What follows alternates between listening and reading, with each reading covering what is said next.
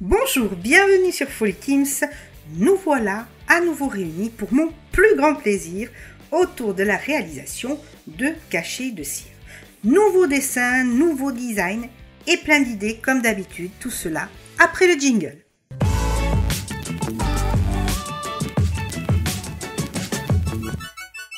Nous revoilà pour une dizaine de minutes autour de la réalisation de cachets de cire qui aujourd'hui est un loisir créatif mais qui, à l'époque médiévale, servait à fermer les lettres et les papiers en garantissant l'authenticité du document. Alors au niveau du matériel, la cire que j'utilise est de la cire synthétique à base de polymère thermoplastique, mais j'aurais pu trouver de la vraie cire entre guillemets qui est constituée de térébenthine, de gomme laque qui est une sécrétion de cochenille et de cinabre toxique qui est une espèce minérale. J'ai également différents tampons appelés aussi seaux, donc différents seaux que nous allons découvrir ensemble avec deux techniques différentes. Et je me suis également équipée d'une bougie, d'une cueillère et de son support. Alors tout au long de la vidéo, je vous donnerai quand même quelques astuces pour ceux qui n'ont pas ce matériel et qui ne souhaitent pas investir. Et je vous l'avais promis lors d'une précédente vidéo sur la présentation de ces cachets de cire, je vous ferai une vidéo entièrement fait maison. Elle est en préparation, mais voilà, ça demande du temps. Donc patience, elle arrive. En attendant, nous allons découvrir, j'allais dire, une réalisation plus traditionnelle. Le principe est simple. Je choisis les pastilles de couleur, j'en prends 4 parce que mes pastilles sont petites, je les mets dans ma cueillère et je laisse fondre. S'il faut, vous pouvez mélanger avec un petit cure-dent, ça marche nickel. Pour le support, alors, en principe, on préconise de verser la cire sur du marbre parce que c'est froid et c'est un peu rugueux. À défaut de marbre, je n'en avais pas. Je prends mon morceau de carrelage que vous voyez souvent dans mes vidéos, voilà, qui vient de ma maison. Mais à défaut, vous pouvez utiliser ou une plaque en silicone, souvent utilisée en cuisine pour les pâtisseries, ou un bout de papier cuisson, ça marche très bien. Une fois la cire fondue, hop, je le verse sur mon carreau. Regardez si c'est beau ça. Et je prends mon seau que je vais placer en douceur sur la cire. Alors pas besoin d'appuyer, vous voyez, hop, vous la positionnez, vous allez voir, c'est très agréable à faire. Et ensuite, nous décollons le seau. Regardez ce joli résultat, impeccable. Mon seau en plus c'est bien positionné au milieu et c'est super. Alors on va essayer avec différentes couleurs et vous allez voir. Ne me quittez pas tout de suite, vous allez voir, j'ai plusieurs techniques. Donc là, c'est une technique avec une seule couleur, toute simple. Alors, préconisation, entre deux couleurs, vous nettoyez la cueillère. Avec un papier sopalin, tout simplement. Faites attention, c'est très chaud, l'embout est très chaud et ça arrive que le doigt glisse un petit peu. Alors surtout quand vous n'avez pas de motricité comme moi, voilà, glisse un petit peu sur la cueillère et ouch, ça brûle un petit peu. Voilà pour une deuxième couleur que vous avez à l'écran.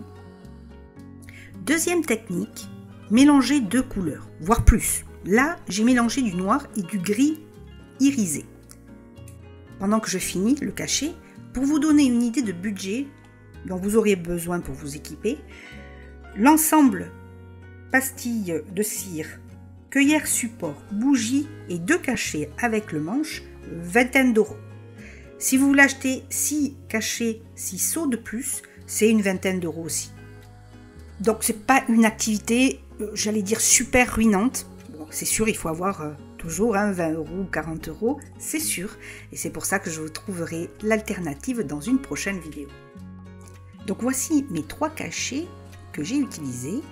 Une petite baleine avec des planètes autour, une petite fleur toute simple, celle-là me donne d'autres idées que je vous présenterai sur une prochaine vidéo de cachets de cire, et la dernière que j'aime beaucoup, de 2 couleurs, qui sont des engrenages du temps, on va dire, et ça me plaît bien parce que je sais que je pourrais l'utiliser pour du scrap ou de l'art journal. Deuxième technique, je vais utiliser des paillettes. Alors moi, vous savez que je fais mes ongles moi-même, donc j'ai pas mal de paillettes pour mes ongles. Et c'est ce que je vais utiliser pour mes seaux de cachet de cire. Même technique, ici j'ai utilisé un blanc irisé, nacré. Et je vais essayer de mettre mes paillettes. Alors, je ne vous confirme pas le résultat, parce que je ne l'ai jamais testé. On met les paillettes dessus, on met le petit seau, on attend que ça sèche et on va voir le résultat. Petite promo rapide, abonnez-vous, likez, partagez, commentez sur Folly Teams, ne m'oubliez pas. Et là, je vous montre même pas le résultat parce que c'est pas joli. En fait, j'ai mis les paillettes trop agglutinées d'un côté, vous voyez. Je vous ai même pas montré les images, tant pis. Et on teste à nouveau avec les paillettes. Alors j'espère que cette fois, ce sera la bonne. Pour l'instant, pas concluant au niveau des paillettes. Je pense qu'il faut y aller en douceur, hein, pas comme moi, un gros bourrin qui est mis pouf, tout un tas de paillettes dessus. Je pense qu'il faut en mettre, voilà, avec le doigt. On tapote pour parsemer un petit peu. On remet le tampon et on se laisse sécher. Alors vous l'aurez compris, c'est une activité tranquille. Voilà, tout en, j'allais dire finesse, en calme, peu une zen thérapie, comme je les aime. Là, vous voyez une des difficultés devant laquelle j'ai été confrontée, c'est-à-dire que je n'arrivais plus à retirer mes cachets ou très difficilement. Pourquoi ? Parce que le support, mon carreau, était trop chaud. Donc ce que je vous conseille, si vous n'utilisez pas du marbre, de prendre un petit sachet de glaçons et vous le passez avant, bien sur le carreau pour bien refroidir. Un premier test avec les paillettes, pour moi pas trop bon, un peu déçu d'ailleurs. Donc je vais retester avec une autre couleur de paillettes et une autre couleur de cachet de cire. Le blanc avec les paillettes bleues, bof, voilà. J'ai pas forcément aimé. Donc là je fais un mix avec de l'ocre. J'ai choisi plus de l'ocre orangé, très irisé, et des paillettes légèrement dorées. Pourquoi je dis légèrement? Non, des paillettes dorées. On met et vous allez voir, le résultat est bien plus réussi. Je pense que pour bien réussir ce style de cachet, il faut bien combiner couleurs et paillettes. Ce que je n'ai pas forcément fait parce que je l'ai fait sans test préalable, hein, je le fais en direct avec vous, si je puis dire. Et bien, des fois, c'est pas forcément une réussite. Alors ici, petite réalisation en cascade de mes cachets de cire. En attendant, pour vous donner des petites astuces, donc dans notre prochaine vidéo que nous allons partager ensemble et qui sera du fait maison, je partirai avec une simple cueillère, de la cuisine, une bougie. Au niveau de la cire, on fera plusieurs tests, mais entre autres, il y aura des crayons de cire. Vous savez, les crayons que l'on distribue souvent dans les restaurants aux enfants pour dessiner sur une feuille de coloriage.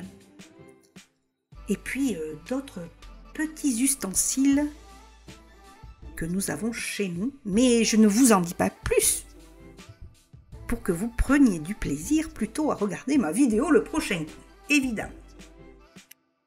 C'est une activité que j'aime faire à plusieurs titres. D'abord, c'est super zen, j'adore.